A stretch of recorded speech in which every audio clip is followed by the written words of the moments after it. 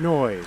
So this is a 60-pound Chicago pneumatic breaker hammer. We're gonna bust up this piece of concrete. Is invisible to the human eye, but it hits you like a loose paver between the ears.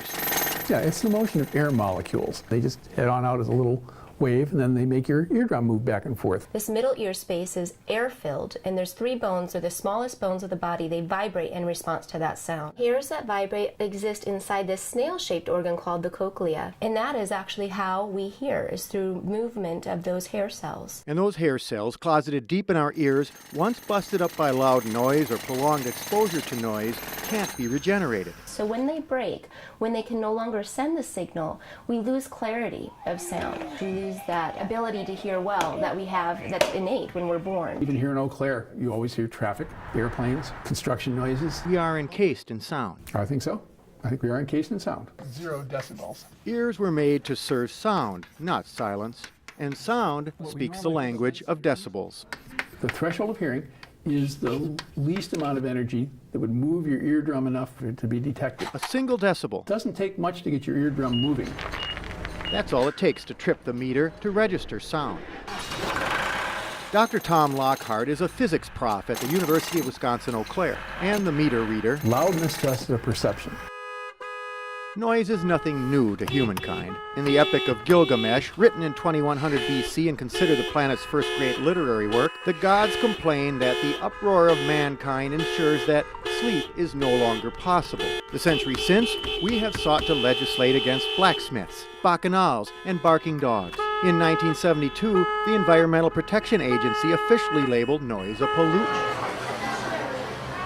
It's like Dooley's Pub. Sound's going to go everywhere, fills the entire room. Noise is just information that's not useful coming to you. Noise pollution would be a sound level above what is acceptable. And again, that's a perception, so that may vary under different circumstances. How we define noise and how we define the sounds that we hear in our environment, they change from person to person. What might be music to your ears might be just loud noise to myself. Like what, for example? I just measure stuff. I'm a scientist. What science has measured with precision is that noise triggers a stress cascade, a surge in adrenaline, constricted blood vessels, muscle tension, and elevated blood pressure leading to sleep deprivation and anxiety. Noise can encourage aggressive behavior and discourage helping behavior.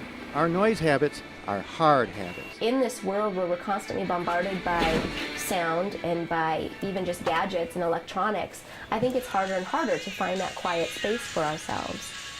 At 0 decibels, we begin to detect sound. 60 decibels is about the level of normal conversation. 120 decibels is the threshold of pain, where sound hurts. And careless exposure to sound pressures at 80 dB or above will cost you your cochlea. Once we get into this red range, up into 110, 120, all the way up to shotgun firing at around 140 to 165, we can have immediate damage to our ears. A single firing of a weapon can damage the ear beyond repair. So in fact, if you get up much above 125, around 150, you're literally going to start tearing things apart. It's a very slow process, the damaging of those hair cells. We have thousands and thousands of those cells, so losing a couple here and there is not something that we notice. So really it comes down to educating people, preventing loss before it happens, and keeping those ears healthy throughout the lifetime. Even going to a rock concert and having some low-level protection on your ears, be it a filtered earplug even that's custom made, can be very helpful on reducing the amount of tax on the ear. The ear never sleeps. It's a busy organ. That's why giving it a break when we have those higher pressure sounds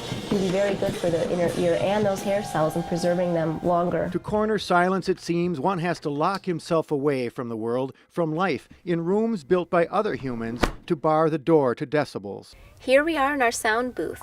Now we're going to see just how quiet it can get in here. I'm going to go ahead and close the door. At the Ellie Phillips Library in Eau Claire, you can literally hear a pin drop, again with the help of the decibel meter. Even when I try to slip away and attempt to slow to a still, I'm harried by the industrial scrape of humanity, the crisp of my clothing, the companionable rhythm of my breathing, the insistent harangue of thoughts that must be heard. Have you in your life ever experienced total silence? No, I can't. I'm a noisemaker right with me. I have my heart beating. I have motions of just me moving around. I hear my own breath. The quieter it gets, the more those quiet sounds become part of your awareness.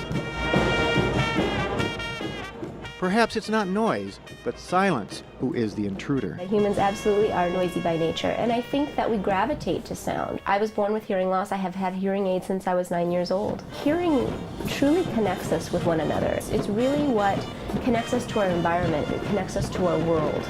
And when we use hearing as our primary mode of communication and of interacting and socializing with those that we love, it's not until we start to notice hearing loss that we really realize what we're missing.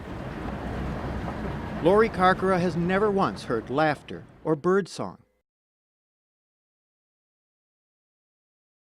No babbling brooks, no Beethoven.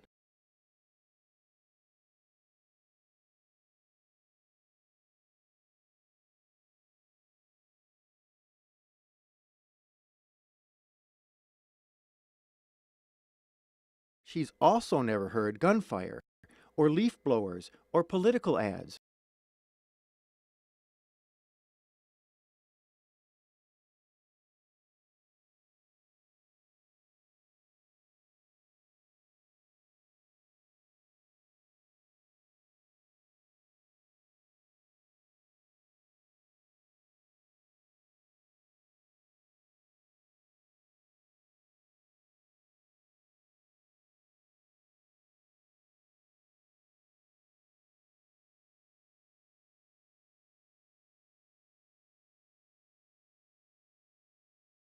Planet Earth is a composite of soil and water and the noise that is fueled by air, but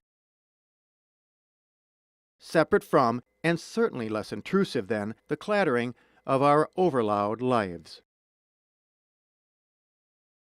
For Eau Claire's own News 18, I'm Steve Betchkal.